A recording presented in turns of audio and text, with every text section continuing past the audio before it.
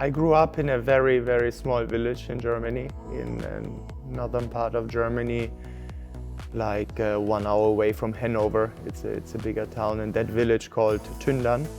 It's 2,000 people living there, and they had a table tennis club.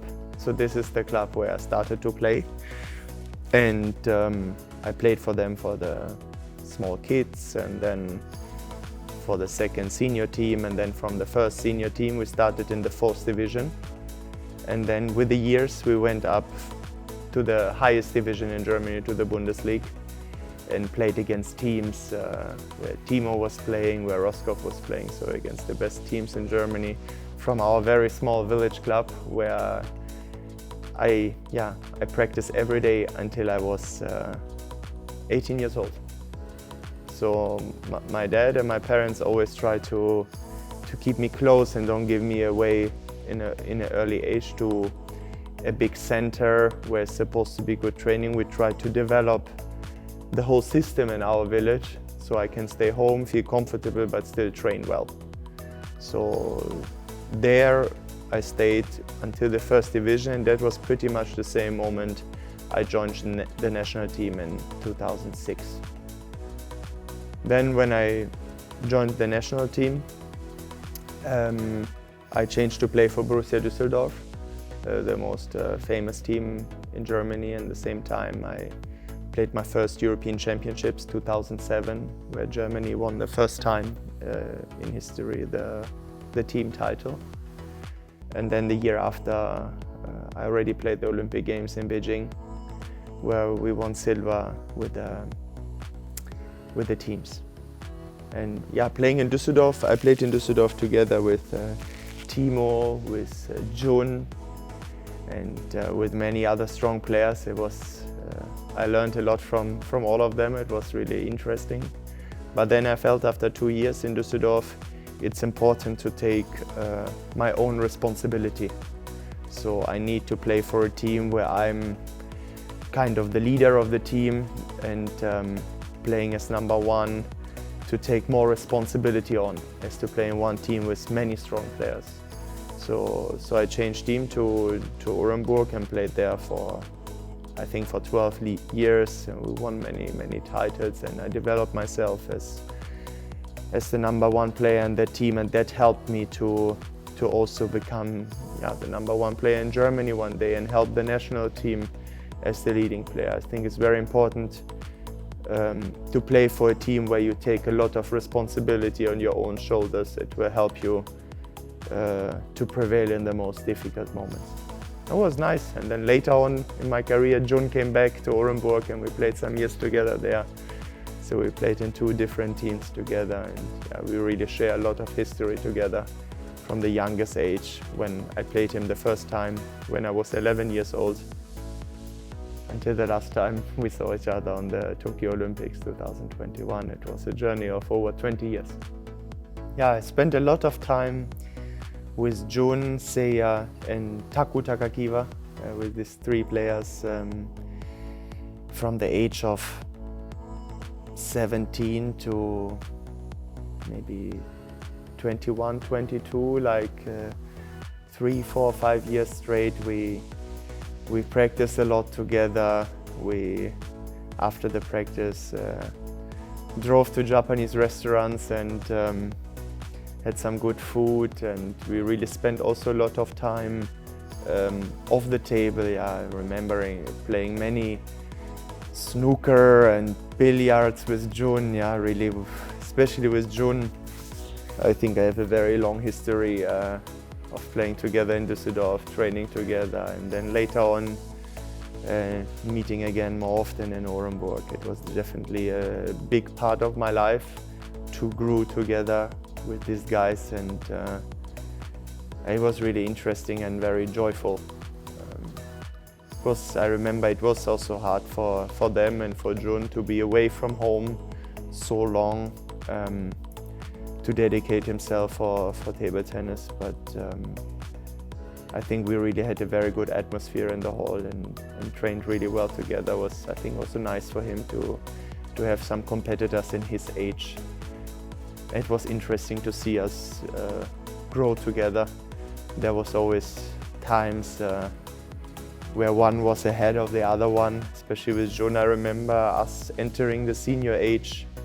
The first 5-6 times I always lost to him, and he was kind of better internationally. But then one day it changed and I started to win regularly against him, and later on it came back. It was really an up and down through our entire career. And yeah, I think we really motivated each other from two very different parts of the world. Lots of respect off the table, of course, as well. I think all my career I focused a little bit less on the technical part, and I focused a lot on the mental part of the game, because I think the mental part of table tennis, honestly, it's more important than the technical part. It's a very, in a way, technical sport, but to be able to execute it in the right way, you need to be mentally really in a good place. And I grew up having always mental toughness in my training. I try to have the focus in the training on the highest level in order to feel less pressure in competitions. So I really try to bring the feeling of training and competing as close as possible. I can see even now, if I go to different top training centers of the world, people spend a lot of time in the hall, but mentally I feel in the same time they're allowing themselves to have a good time. In a way, they come in the morning and talk what happened yesterday, what happened in the world, or after hard exercises, they maybe talk about something else than table tennis. And then when you see the same people coming into a very important match, they suddenly don't talk about these things and they don't laugh so much. They focus, they're stressed, and they don't feel this stress in training. And I grew up really to have more stress in training, and then actually I was more relaxed in the competitions, and there I focus a lot on in my career, and that's maybe some technical parts, let's call them, they look unique, but at the end of the day I really stuck in the game. As harder it gets, I'm really there, and I'm finding a way to win in the hardest moments, and I think I do that more through a strong heart and mental toughness than extreme technical abilities. Yeah, that's also like my dad. He was a quite good player, and but he told me that in crucial moments, so when it was that time they played until 21, when it was, you know, like coming close to 21, 19, and so on, he missed a service, a receive, and he felt the mental pressure, and he didn't know what to do about it. And the coaches he had, there was good coaches, good technical coaches, but the answer was mostly like, okay, train harder and you will play better when it's 19. But he tried, but he always felt the big pressure at the end, and he didn't quite know how to deal with it. So many years, even before I started playing and he had the intentions that I play, he read many books concerning the mental part of the game, mostly coming actually from tennis, because there is not many books about mental training from table tennis, because tennis is just a massive sport, especially I guess in America, where there's many high developed psychologues around the sport. So my dad read a lot about many different books, found better and worse books, and noted like many different things from these books to feel where he could relate to that is really good to table tennis. Because psychology in table tennis is a unique sport, you know. You can't take a psychologue from soccer because it's a different mentality than table tennis. Or from fighting is again a very different mentality. So you can only relate to maybe a racket sport like tennis or badminton. And I tried he tried to get a lot of pre-knowledge, and especially by knowing and trusting someone like me, and build me from that angle from the earliest age until now. So concerning the mental part, I always worked with him. I tried also during my career to work with a few different sports psychologues, but I felt it was not table tennis specific enough. It was too wide, not specific enough. So yeah, so that's why I use his techniques, and I work a lot on about that. And I think a very, very big key point about the mental part of the game is to, regardless how you feel, you can feel very stressed, excited, tired. You need to bring back your focus right in the game. And if something disturbs you, to come back into the game, you need to have techniques to refocus.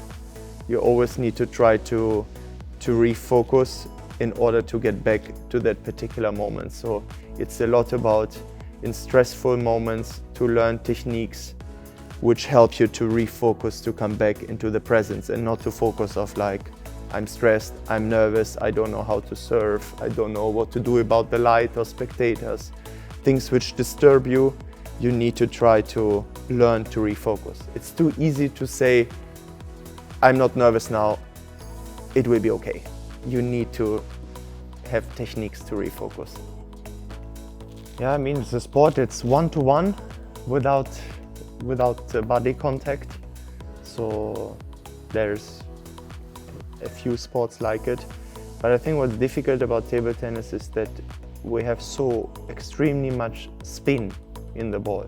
So if you look at badminton or tennis, it's a very physical sport, since the rotation of the ball in badminton is almost zero, and in tennis is, I don't know, I would say 10% as much as table tennis. So you need to have a very fine touch to play table tennis. And if you have a fine touch, but you are very stressed, that's working very difficult together.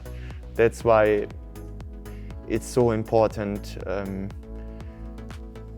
to bring yourself at the right mental attitude while you play table tennis. Otherwise, you see strong players in difficult moments suddenly really not pulling off their performance.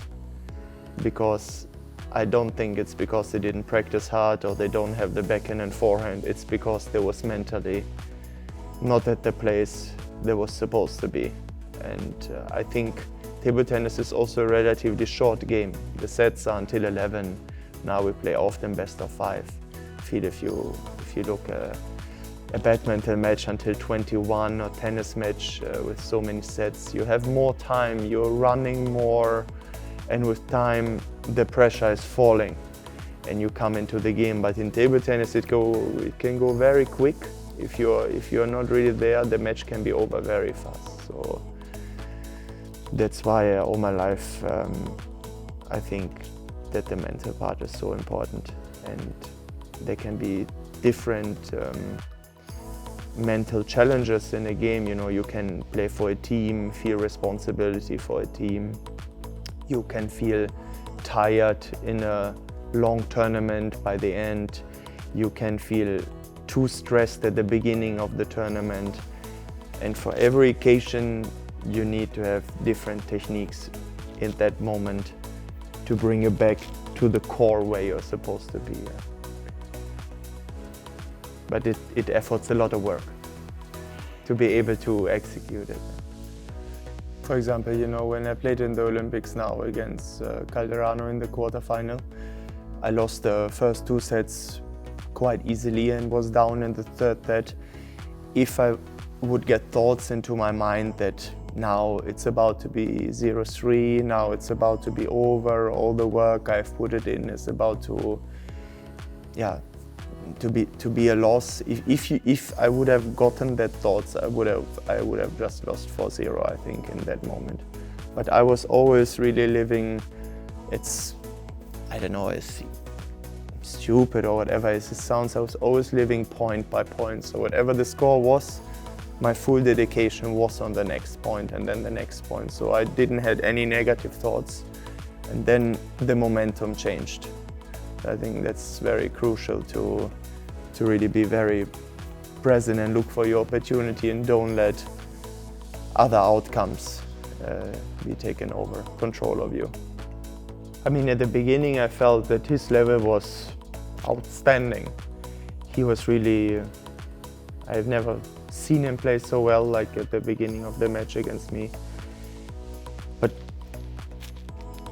I just stuck, you know, like I said, just in the present, just at the next point, and I believe that there will come the moment where the momentum will switch, you know, where he will miss 1-2 balls, and the momentum can switch in table tennis very fast.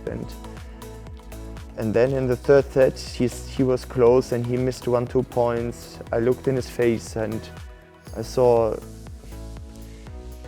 kind of unsecureness or unpresence kind of, and I felt, okay, the momentum might switch now. And I really tried to be really, at that moment, really be fully there. And yeah, I really felt the game switch, and suddenly from me having no chance, it kind of turned to he basically couldn't win many points anymore. It went quite straight from that moment onwards, and I really felt I got the control over the whole game, not only technically, also mentally. I felt I'm really on top, and I felt he's unsecure and down. He don't know why his balls are not coming anymore. And I was pushing and pushing, and I felt like I had it in a spot where he had difficult to come out of. And I felt, even though I was still down sets 2-1, that I felt I'm here, and I got that now. I really felt confident in that moment. Also, like, I won against, I think, all Chinese players, also quite few times, like Fan Shendong, Zhang Jike, and many other players. But to Malong I lost very, very many times in my career. But long time before the Olympics, I was analyzing with our video analyst his matches, how other players play against him, like Fan Shendong, where his weaknesses might be and what he do against me, why his game hurt my game so much. So I studied that a lot, and I felt that I'm technically ready, but more apart from that, if you lose against someone so often, it's mentally quite tough, because you obviously always lose. But I really, when I went up to this match in the semi-final in the Olympics, when I entered the court, I prepared myself for a very long time, for 1.5 years, for that moment, which I believed would come. And I was really convinced that I'm gonna win that time. I felt like today is the day where I'm going to win. And then the match started, and I felt that he feels the presence, and I felt that he got shaken up from this after usually dominating against me. He felt today it's different.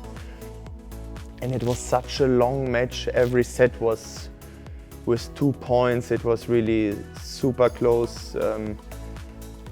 And I was living the whole match always with the belief, the same time, how I went into the match, that today I gonna make it. And at the end, when I lost with 11-9 in the 7th set, it was almost surreal for me that it was over, because I had so strong belief, and I never spent a thought in the match, whatever the score was, that I gonna lose or what happens. I always believed that today is the day. So when I lost at the end, with so close, I think it was probably the closest match Malong ever played in any Olympic match, but still I'm proud that I brought myself to that level of being at a 50-50 match with him, and with that belief. And that was, I think, a mental effort, that even though things seem so clear, you can always change your mental mind. I think it was good, and I think it shows to everyone that everything is possible.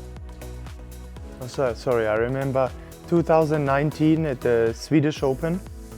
I think at that, it was October or something, it was clear that I think it was clear that Jun will not play the singles Olympics, but he will play mixed doubles. And he told me 2019 then that Dima, I will show the world how to play mixed double. We're gonna win gold in Tokyo.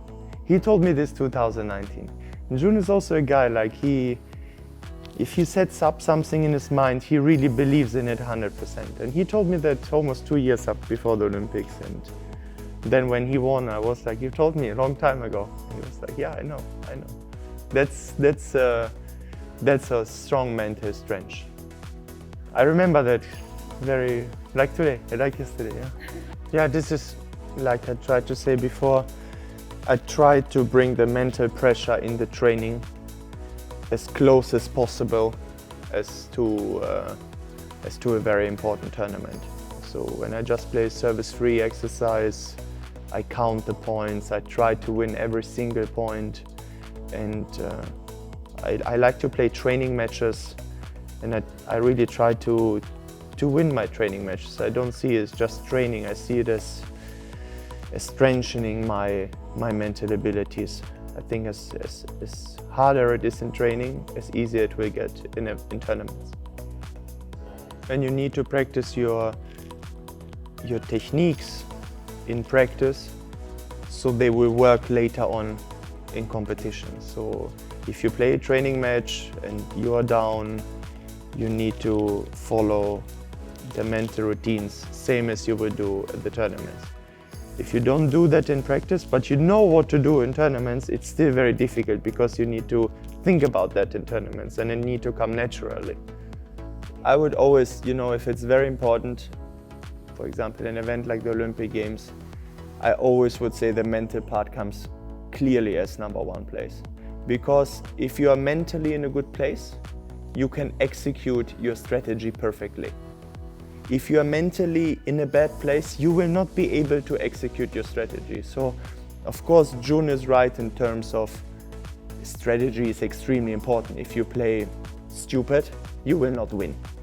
But if you are mentally in a good spot and you know your strategy, obviously you're a professional, you will be able to execute it well. So everybody who plays the Olympics, they are physically fit. They know how to play backhand and forehand.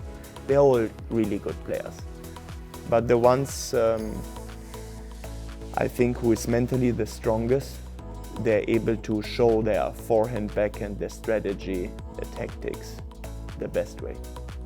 But these things, they seem far away from each other, but they are quite close to each other. And yeah, it sounds complex, it's actually not so complex.